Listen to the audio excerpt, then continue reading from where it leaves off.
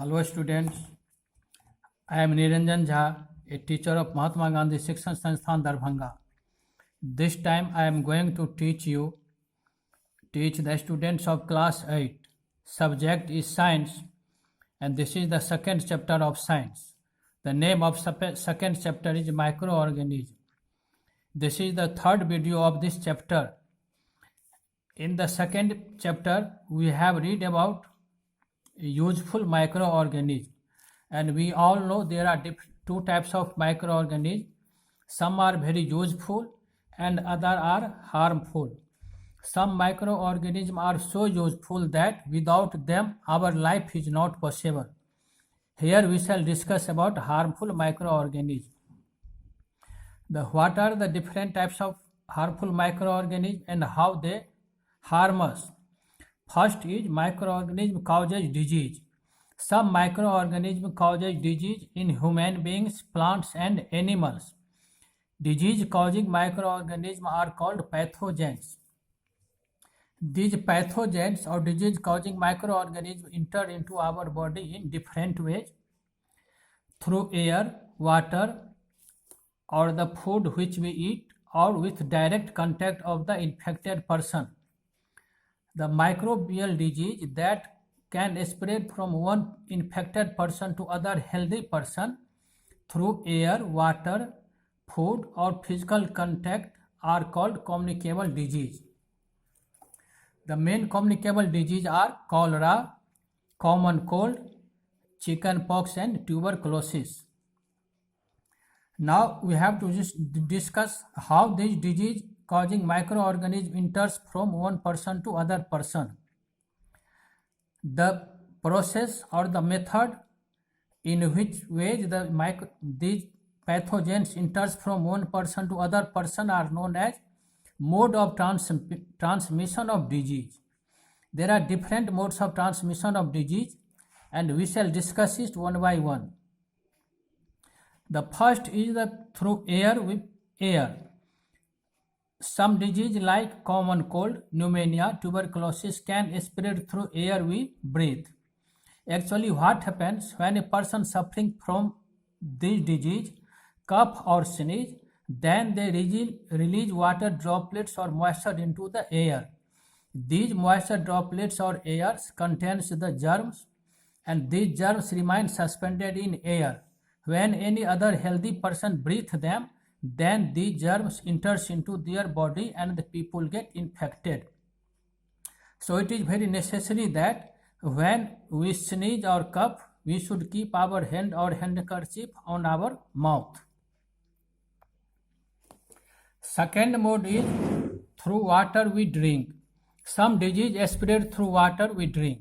For example, cholera, typhoid, jaundice. These are the disease which enters from one person to other person through water, and those disease which spread from one person to other person through water are known as waterborne disease.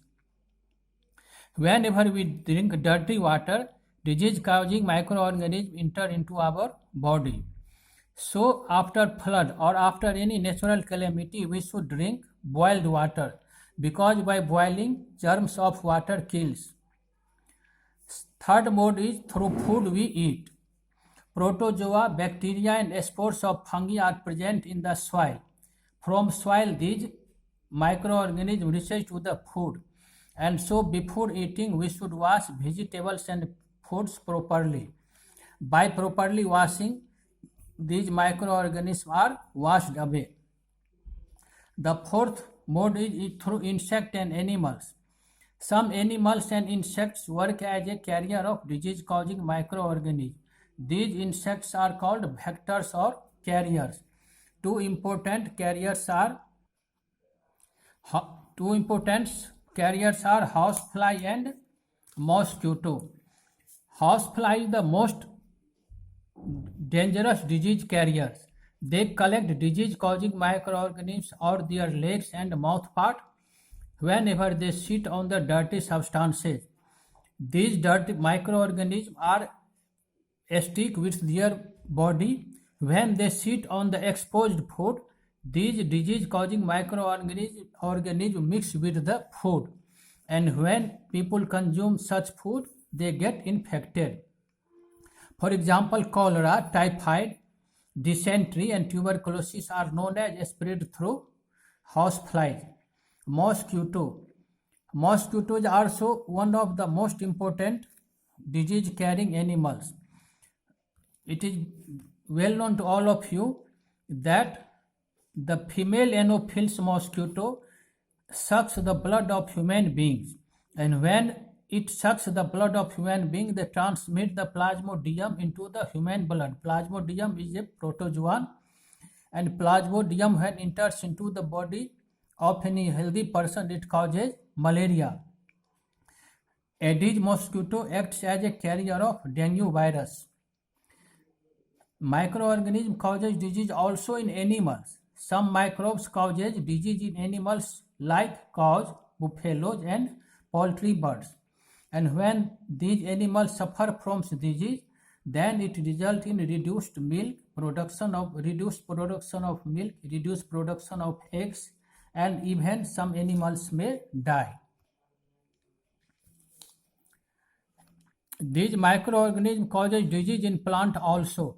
Some microorganisms causes disease in plants such as wheat, rice, potato, sugarcane, apple, orange, etc. And when these plants suffer from microbial disease, then it results in the reduction of cost. Microorganism causes food poisoning also. Sometimes what happens, people eat dirty food and become serious ill. The main reason is microorganism. Sometimes food gets spoiled due to microorganisms. If foods are not covered properly or are not properly cooked, then some microbes grows on the food and food gets spoiled. When microorganisms grow on the food, then sometimes they release toxic substances. These toxic substances mixed with the food, and when any people eat that food, they become seriously ill. The process of being seriously ill due to eating of poisonous food is known as food poisoning. When food gets spoiled, then how we can identify? There are some characteristics of spoiled food. The first, and there may be some changes. The color may change, unpleasant smell may arise in the spoiled food, and in case of taste also change. What are the symptoms of the food poisoning? When any people suffer from food poisoning, then they may suffer from vomiting, diarrhea, abdominal pain, headache, and fever. And two microbes are mainly causes food poisoning. These are the Aspergillus and Penicillium. General preventive measures against microbial disease. We should take some precautions, and by taking some precautions, we can protect ourselves from these microbial disease. There are many precautions, some are important. Before eating vegetables and fruits, we should wash it properly. By washing, the microbes which are stuck at the vegetables or fruit, that will be washed away.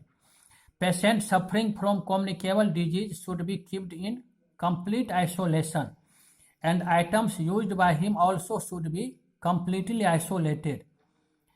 Before eating, we should wash our hand properly. A very common and most important precaution is this. To protect ourselves from mosquitoes, we should eat mosquito net. Personal hygiene and good sanitation should be maintained. Proper vaccination should be done at proper age. And we have already studied about vaccination. Vaccination is required to improve the immunity, and immunity is the power of body to fight with particular disease. And the last is, do not allow water to collect anywhere in surrounding, because if water gets collected, then breeding of the mosquitoes takes place, which causes different types of disease. Now in the next video again, we shall read about nitrogen cycle and preservation of food. Thanks.